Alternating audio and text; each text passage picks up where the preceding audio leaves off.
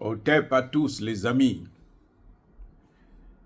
En RDC, la situation est en train de se renverser en faveur des Wazalendo et des FARDC.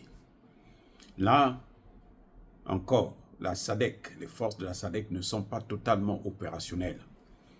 Et je pense que malgré le déplacement de l'ambassadrice des États-Unis sur le terrain, pour aller rentrer en contact avec les responsables militaires, les chefs d'état-major de cette armée de la SADC, je pense que les carottes sont cuites. Ça prendra encore un peu de temps, peut-être, et j'espère que Tshisekedi ne va pas se laisser avoir. Ce week-end-là seulement, les forces des Wazalendo et des FARDC ont neutralisé 5 Rwandais appartenant au M23, parmi lesquels un colonel et 5 gardiens.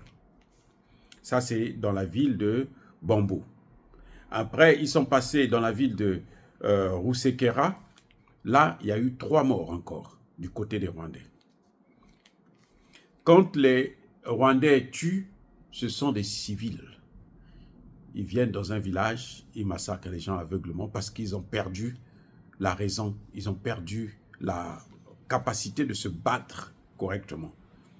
Et oui, là encore, le Congo s'apprête à former encore plusieurs milliers, au moins une centaine de milliers de volontaires qui vont intégrer l'armée d'ici peu. Donc, je pense que les choses sont en train de marcher correctement. C'est pour ça d'ailleurs que les États-Unis ont envoyé dépêcher le plus rapidement possible leur petite ambassadrice qui n'a rien à faire. Au lieu de faire la diplomatie, elle veut maintenant faire la guerre. Elle vient faire des déclarations stupides comme quoi nous ne soutenons pas les Rwandais, nous ne donnons pas des armes au Rwanda. C'est faux, archi faux. Ils n'ont qu'à continuer. Maintenant, ils auront une force. Ils auront un garçon en face d'eux. Je vous apprends que l'armée congolaise a maintenant à Goma une batterie de missiles antimissiles. Mais oui. Donc, les Rwandais peuvent encore jouer. Ils ne vont plus menacer les avions congolais, les Sukhoi, achetés bien entendu chez les Russes. Et d'ailleurs, ce missile antimissile, il est de fabrication russe. Ce sont encore les Russes qui ont fait le travail. Ce que nous demandons à Tshisekedi, c'est de ne pas laisser le service de renseignement dans les mains des Israéliens. Il faudrait que le Congo puisse contrôler son service de renseignement ou qu'il puisse avoir un partenaire sérieux et plus sérieux que ceux qu'il a toujours eu par le passé, notamment les États-Unis.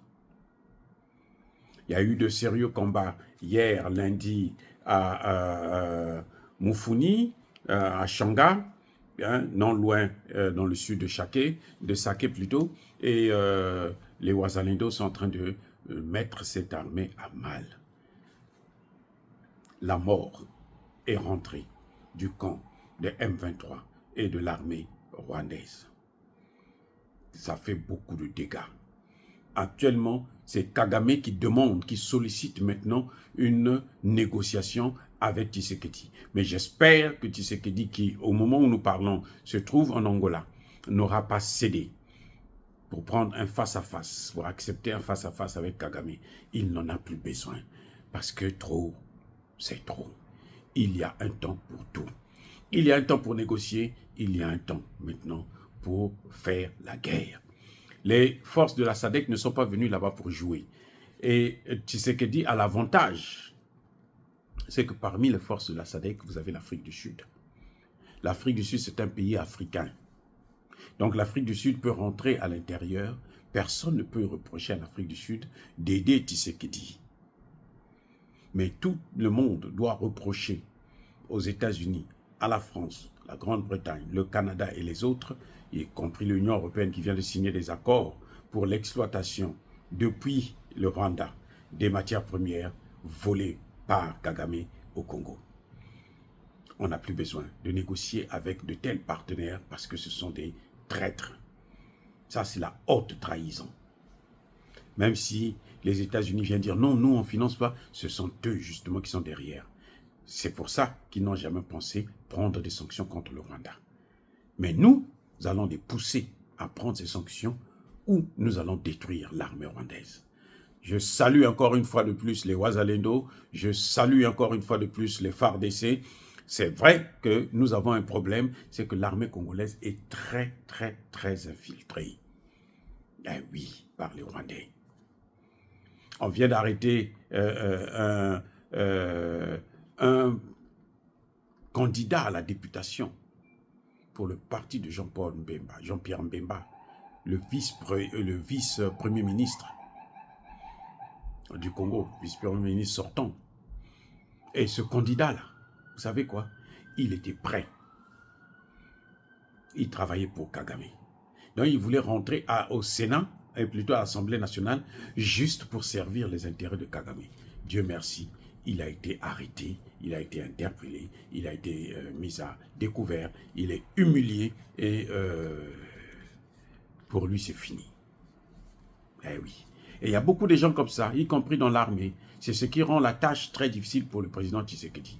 Mais grâce au Wazalendo et à quelques militaires de bonne foi qui font leur travail de façon professionnelle dans les FARDC, nous saluons le travail qu'ils sont en train de faire et la victoire est à nous.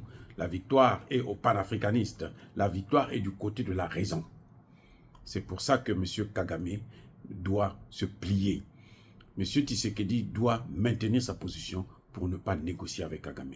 Nous lui demandons seulement, comme nous le savons, nous l'avions déjà dit à plusieurs reprises, que l'Afrique du Sud qui représente les BRICS dans cette guerre, puisse faire le travail correctement, ne puisse pas envoyer au Congo des officiers corrompus.